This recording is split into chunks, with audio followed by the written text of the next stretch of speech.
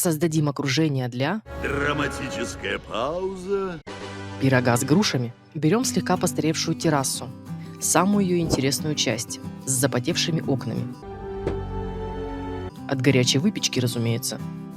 Вносим диванчик из поддонов с мягким наполнением, подушки, пледы, подвесное кресло, помечтать, погрустить, покачаться, мысленно.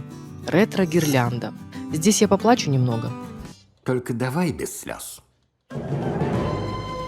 Боль еще не утихла от того, сколько времени я потратила, чтобы обмотать шнур вокруг балки. Добавим основной свет. Разбавим самодельную мебель из палетов глубоким мягким креслом.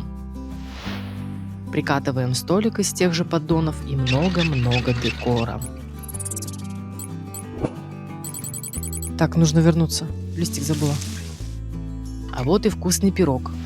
Внимание, рендер. Вау!